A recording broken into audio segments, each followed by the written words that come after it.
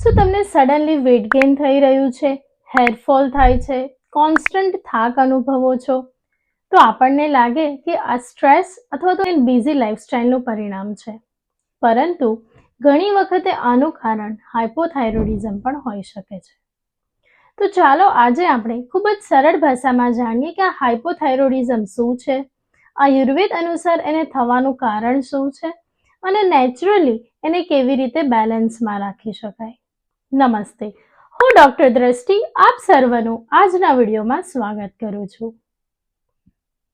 Thyroid એ આપણા ગળામાં રહેલું એક નાની ગ્લેન્ડ છે જે આપણા શરીરના મેટાબોલિઝમને કંટ્રોલ કરે છે. એટલે કે આપણું શરીર એનર્જીનો કેવી રીતે યુઝ કરે છે એને એ કંટ્રોલમાં રાખે છે.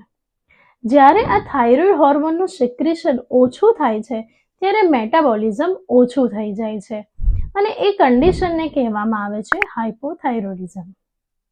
અને એના અનેક લક્ષણો શરીર પર જોવા મળે છે.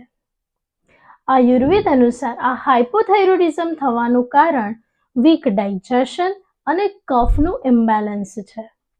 માટે આ હાઇપોથાઇરોઇડિઝમને બેલેન્સમાં રાખવા માટે આપણે આપણી અગ્નિને વધારવી જોઈએ અને કફનું પ્રમાણ ઘટાડવું જોઈએ.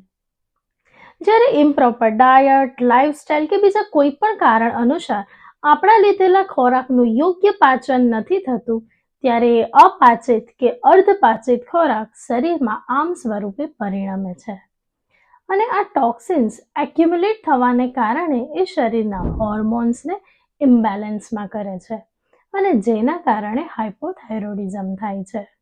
આ હાઇપોથાઇરોઇડિઝમમાં ઘણા સિમ્ટમ્સ જોવા મળે છે, જેમ કે કોન્સ્ટન્ટ થાક લાગવો, સડનલી વેટ ગેઇન થવું, ખૂબ જ ઠંડી લાગવી, હેરફોલ થવું, dry skin, constipation, brain fog અને કોન્સન્ટ્રેશનમાં ડિફિકલ્ટી થવી અને ફિમેલમાં ઘણી વખતે ઇરેગ્યુલર પીરિયડ્સ કે હોર્મોનલ ઇમ્બેલેન્સ પણ જોવા મળે છે. તો ચાલો હવે આપણે જાણીએ કે આ હાઇપોથાઇરોઇડિઝમને બેલેન્સમાં રાખવા માટે કેવા પ્રકારના ડાયટ અને લાઇફસ્ટાઇલ અપનાવવા જોઈએ. આ ડાયટ હાઇપોથાઇરોઇડિઝમના મેનેજમેન્ટમાં ખૂબ જ અગત્યનો ભાગ ભજવે છે. તો ખોરાકમાં સૌ પ્રથમ ગરમ બનાવેલા અને તાજા ખોરાકનો જ ઉપયોગ કરવો જોઈએ, કારણ કે આ ખોરાક ખૂબ જ સરળતાથી પચી જાય છે અને શરીરની પાચન શક્તિને એ મજબૂત બનાવે છે. એ ઉપરાંત ખોરાક બનાવતી વખતે એમાં ઘી, ઓલિવ ઓઇલ વગેરે જેવા ગુડ ફેટ્સનો ઉપયોગ કરવો જોઈએ, કારણ કે ઘી એ આપણી પાચન શક્તિને વધારે છે, શરીરમાંથી ટોક્સિન્સને દૂર કરે છે અને મેટાબોલિઝમને પણ ઇમ્પ્રૂવ કરે છે.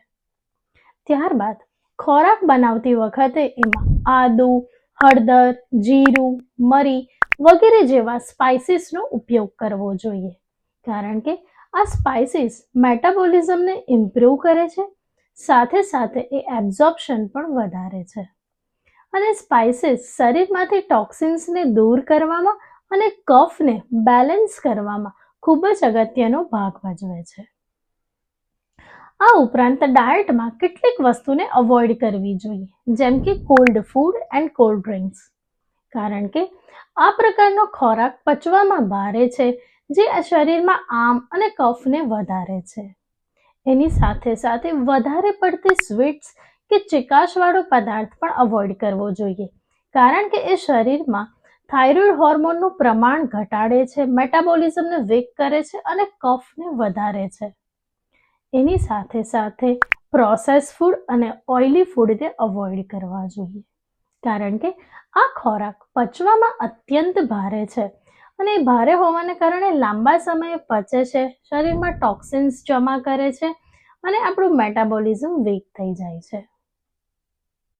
હવે આપણે જાણીએ કે લાઇફસ્ટાઇલમાં કયા કયા ચેન્જીસ કરવા જોઈએ, કારણ કે આયુર્વેદ અનુસાર કોઈ પણ રોગની આઈડિયલ ટ્રીટમેન્ટ એ આહાર, વિહાર અને ઔષધ છે, એટલે લાઇફસ્ટાઇલ પણ ખૂબ જ અગત્યનો ભાગ ભજવે છે. તો સૌ પ્રથમ સવારે કોઈ પણ પ્રકારની એક્સરસાઇઝ, વોકિંગ કે યોગા કરવા જોઈએ અને યોગામાં પણ મેઇન સૂર્ય નમસ્કાર, ભુજંગાસન, મત્સ્યાસન વગેરે કરવા જોઈએ, કારણ કે એ કરવાથી આપણું મેટાબોલિઝમ ઇમ્પ્રૂવ થાય છે અને આપણા વેટને પણ બેલેન્સમાં રાખવામાં મદદરૂપ થાય છે. આ ઉપરાંત લાઈફસ્ટાઈલમાં સ્લીપ સાયકલને રેગ્યુલેટ કરવી જોઈએ, કારણ કે જો રોજ રાત્રે એક પર્ટિક્યુલર ટાઈમે ચોક્કસ પ્રકારની નિંદ્રા લેવામાં આવે તે બોડીમાં હોર્મોનને રેગ્યુલેટ કરે છે અને નેચરલી રિપેર અને રિજુવિનેટ પ્રોસેસ થાય છે. એ ઉપરાંત આ લાઈફસ્ટાઈલની અંદર મોર્નિંગમાં સનલાઇટ લેવી જોઈએ, કારણ કે મોર્નિંગ સનલાઇટ એ આપણા શરીરની સર્કેડિયન રિધમને રેગ્યુલેટ કરે છે અને જેના કારણે હોર્મોન બેલેન્સમાં આવે છે. અને લાસ્ટમાં છે આ સ્ટ્રેસને ઓછો કરવો જોઈએ. આ સ્ટ્રેસને ઓછો કરવા માટે તમારી કોઈ પણ પ્રકારની હોબી, મેડિટેશન, જર્નલિંગ, વોકિંગ વગેરેને કરી શકો છો. હાઇપોથાઇરોઇડિઝમના પ્રોપર મેનેજમેન્ટ માટે ડાયટ અને લાઇફસ્ટાઇલની સાથે પ્રોપર ગાઈડન્સ જરૂરી છે.